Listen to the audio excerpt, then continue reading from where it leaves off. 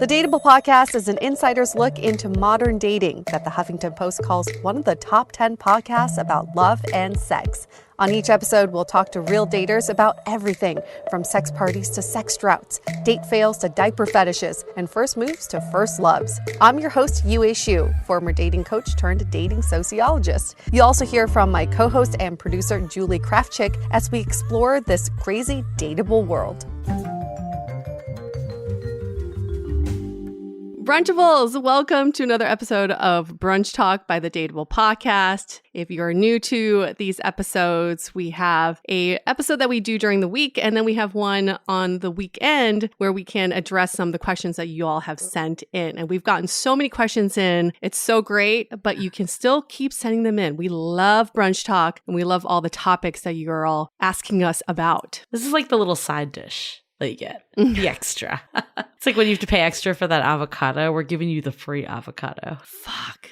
Isn't that the worst? It's so savage when they do that. It's like, you know, brunch is already not that cheap. And then you add on avocado, which is like sometimes $3 more. I don't understand. You just BYO avocado. Yeah, but then they're like $3 at the grocery store too. It's always so ridiculous how expensive they are, but they're so damn good, which is what kind of justifies the cost. There's always that mental calculation. Is it worth it? How much better will it be with that avocado? I recently heard someone talk about value versus price. Mm-hmm. And he's like, the price is what you pay, but the value is what you get out of it. So if you're paying for something that brings you a lot of value, it's worth it. Totally. So he's like, whatever you add on extra, think about how much value that brings you. So I think avocado does bring a lot of value, especially during brunch. It seems like the go-to brunch side dish. It's crazy. Yeah. Isn't that the same with dating though, right? How much value are you getting?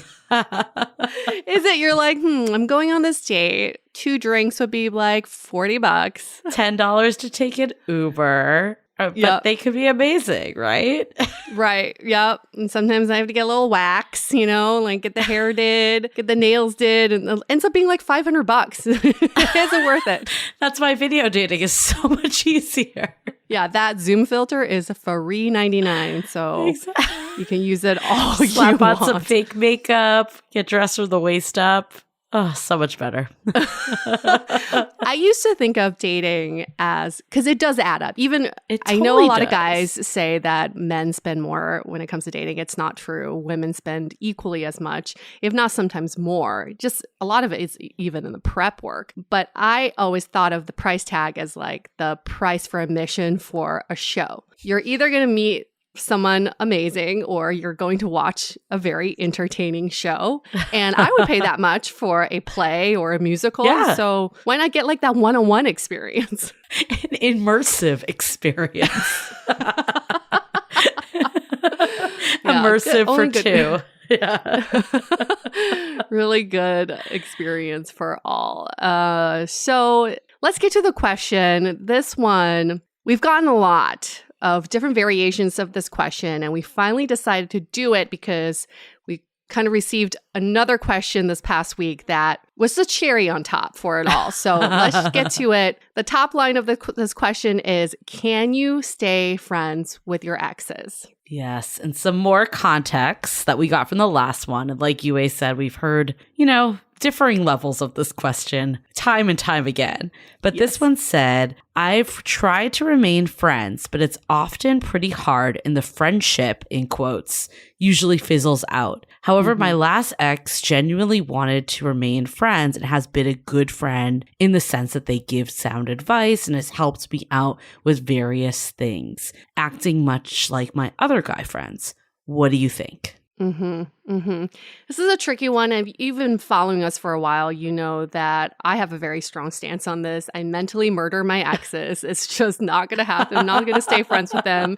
And recently, when I was thinking about why that is, I have 2 main reasons. One is I just feel like my exes represent a different side of me, a past me, a chapter that I want to close. So that's the only way I can really progress forward. The second main reason is because I don't think it's fair for my future partner or their future partner if we remain close friends. Now, I'm talking about close friendships here. Sure, you can remain acquaintances. I mean, I still say like a little hi there, here and there on Facebook or on Instagram with some of my exes from like 10 years ago. Sure, but we're not like having one-on-one coffee conversations or talking about life and who we're dating. That's just, in my mind, impossible. But that's only for my experience, and that's what I'm most comfortable with. You mean you don't invite all your exes to brunch every week? You don't do that? I do, but they never show up, so I stopped.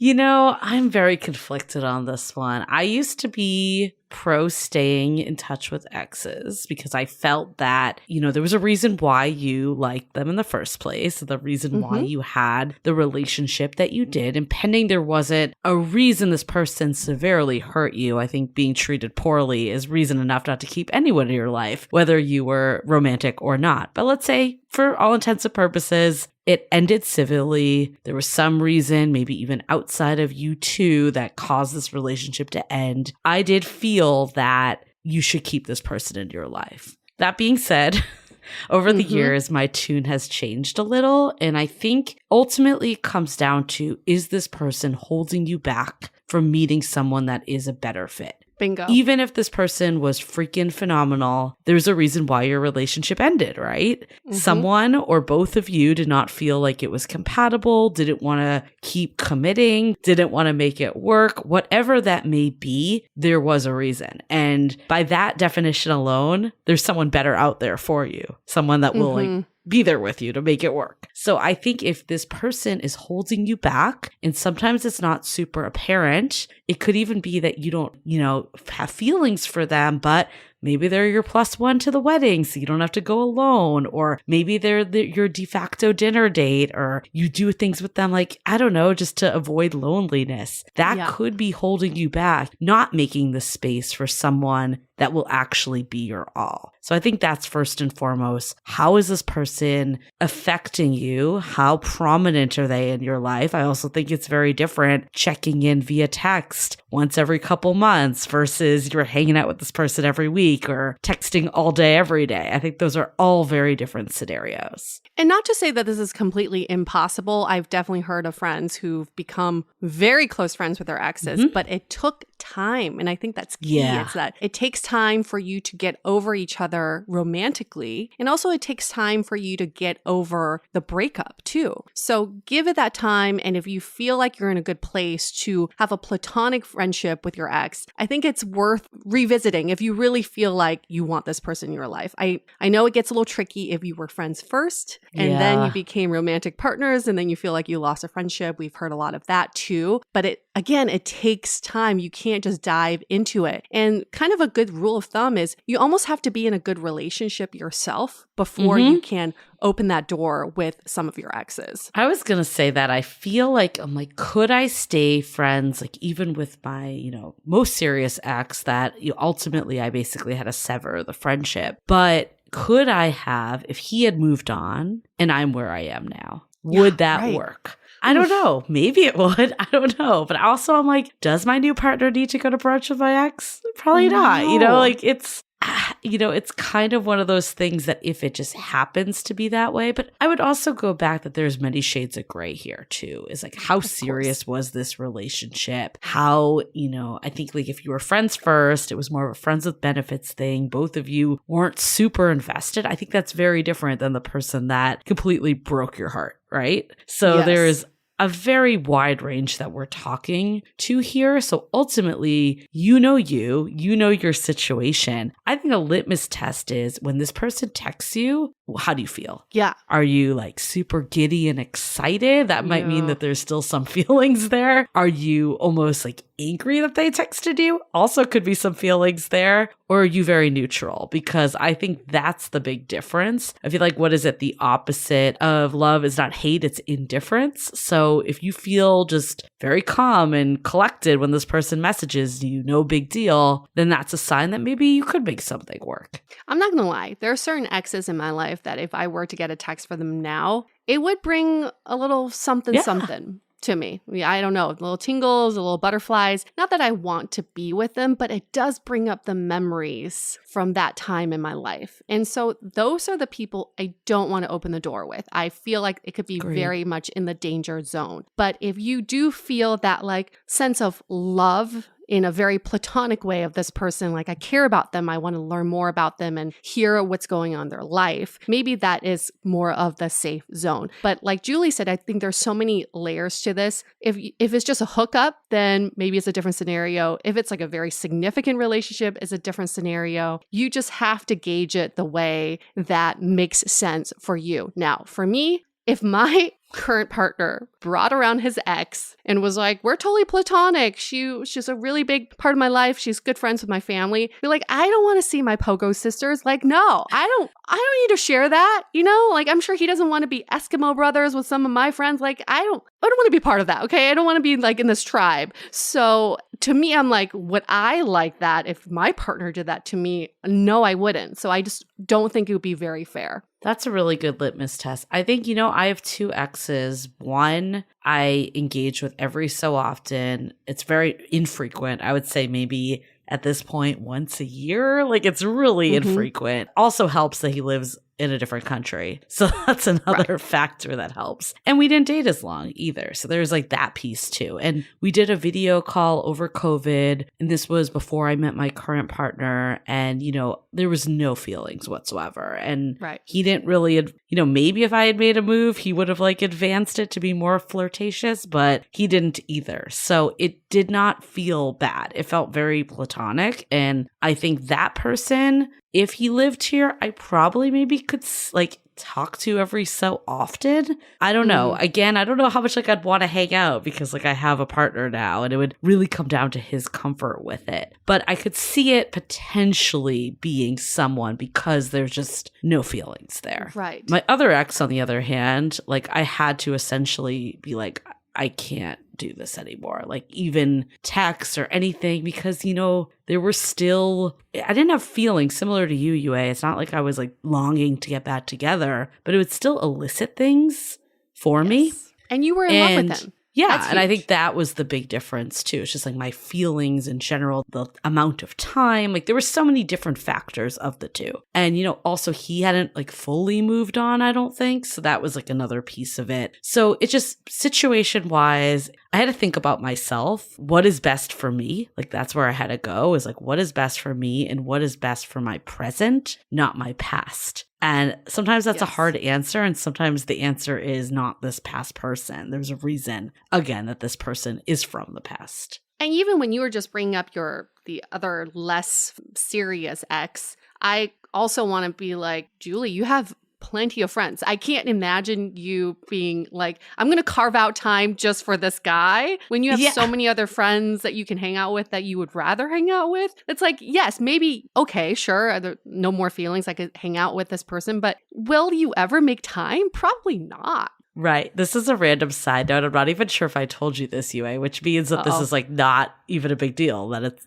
not affecting me. But my past ex, and I've talked to him on the about him on the podcast, had to leave and go back to the UK. So that's why we broke up. And he was actually back in San Francisco visiting. Oh, I want to say like, I don't know, October, November of last year. And he messaged me through WhatsApp multiple times. And none of them went through.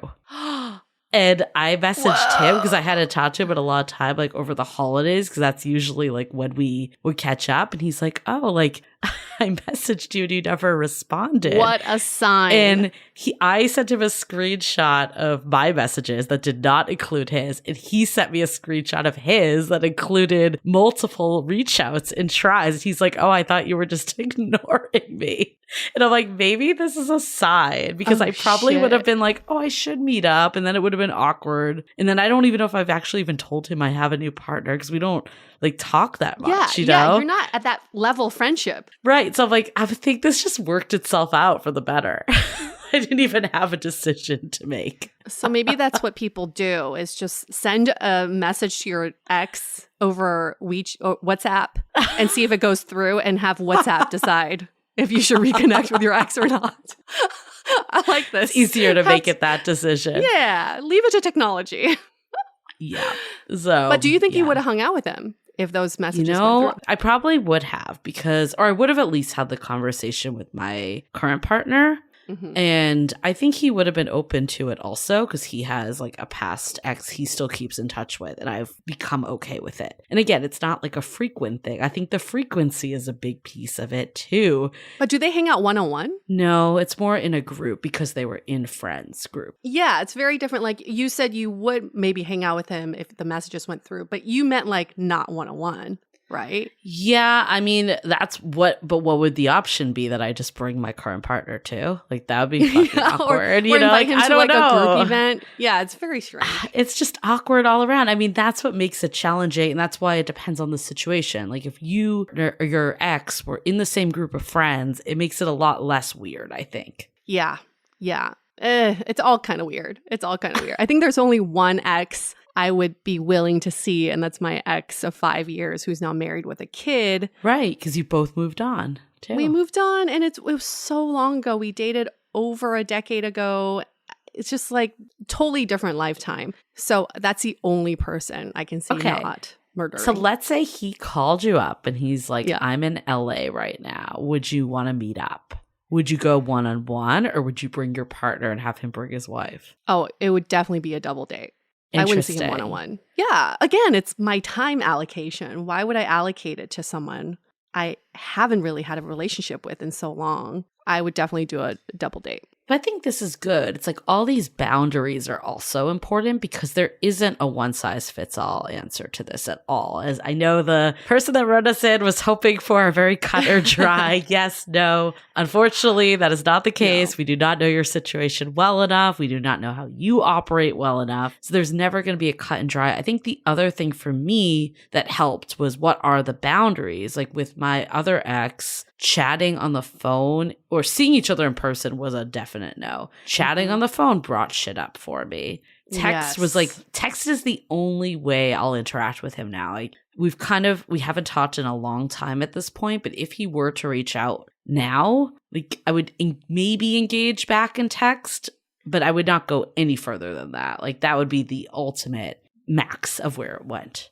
So I think that's also important to know is what's going to bother you and what can you kind of, roll with a little more. And maybe it's even like they talk about, I don't know, you still have a boundary too. Like we can't talk about our relationship at all at this point. Like we've already, sealed this up. Like we're not revisiting good times. We're not saying the I miss yous and all the shit that's like very lovey-dovey. Like that stuff is a boundary too. So I think that's a huge way that you can preserve something. But then ultimately you need to ask yourself, like, what am I really gaining for this? If your friendship has all these rules around it, that's the other side of it. Yeah, seriously, what's the point? I think we just have to be so honest with ourselves and ask, what is my intention here? Because I can see, because I've definitely been there, I want to keep in touch with this ex because I'm hoping that maybe we could reignite things later down the line. Or I want to hear my ex tell me that they miss me because I need that validation. Yes. So let's just be super honest and ask, what is my intention here? And I think that's the ultimate test of all is like, just be honest with yourself. I mean, that is what it comes down to. I think looking back on it, I never was really friends with my ex and he was never really friends with me. Like the one that, to this day, I still would struggle being friends with. It was almost like a fake way that we could keep talking. Yes. Allow the relationship to continue without being in a relationship again. So ultimately, both parties need to have the most pure of intentions. And then really it needs to come down to also like, what value are you getting at the end of the day? We started this with the value equation, and I don't want to equate every last person to what value are they giving you. It's not like that, but there is an opportunity cost of spending time with certain people. Like for every person, especially in dating, when you're with the wrong people, you cannot be with the right person. That is a fact. So ultimately asking yourself, what is it that I'm getting from this person? I think an ex is probably the one person that it's okay to ask that. Everyone else, maybe not so much. But in this case, because you had a history, it didn't work out, you're looking for ultimately what this person couldn't provide you, it is important to have that conversation. Yes. Agreed. I think the other part that I want to address is on this person wrote in and said, this person's been a good friend in the sense that he gives sound advice and has helped me out with other various things, acting like my other guy friends. I think this is interesting because ultimately, one, is there a unique take that you're not getting elsewhere, especially if you do have other guy friends? And again, we don't know the answer to that. Like maybe there is, maybe there isn't. But I think that's important to ask yourself. And then two, how much can you talk about future relationships without getting a biased answer? Realistically, even if there's an inkling that this person has some feelings for you, you might not get this unbiased response fully. Yeah, I think we all have a romance bias where we listen more to our partners than we do other people. We actually put more weight on their advice to us. So when an ex is giving you advice, maybe it's not new advice. It's just that you're listening more carefully too. And sometimes we equate that to a close friendship or a connection when you're just putting them kind of on a pedestal above other people in your life. That's a really good point. Because I think also too, sometimes you need to make space. We were talking about earlier, if you're always relying on this person, then what's really the motivation to find that new partnership? Right. I think, I don't know, times when you felt a little lonelier and you've craved that connection that almost like causes you to act a little more to get to what you're ultimately looking for. This is a tricky one though, and like we said up front, there's no one size fits all. Pending you want a relationship current day, and this person couldn't provide you with the relationship. There's all shades of exes. There's all shades of where you are current day. So again, it all comes back to how do you feel around this person when they reach out to you? Yes. Good luck with that. We can all relate. So tread carefully, and we are here to support you. And if you have other questions you'd like to ask, we are taking all the questions for Brunch Talk. You can email us at hello@dateablepodcast.com, or you can DM us on Instagram at dateablepodcast. Awesome. See you next week. Bye. The Dateable Podcast is part of the Frolic Podcast Network. Find more podcasts you'll love at frolic.media/podcasts. Want to continue the conversation? First, follow us on Instagram, Facebook, and Twitter with the handle @DateablePodcast. Tag us in any post with the hashtag StayDateable, and trust us, we look at all of those posts. Then head over to our website, dateablepodcast.com. There you'll find all the episodes as well as articles, videos, and our coaching service with vetted industry experts. You can also find our premium Why series where we dissect, analyze, and offer solutions to some of the most common dating conundrums. We're also downloadable for free on Spotify, Apple Podcasts, Google Play, Overcast, Stitcher Radio, and other podcast platforms. Your feedback is valuable to us, so don't forget to leave us a review. And most importantly, remember to stay dateable.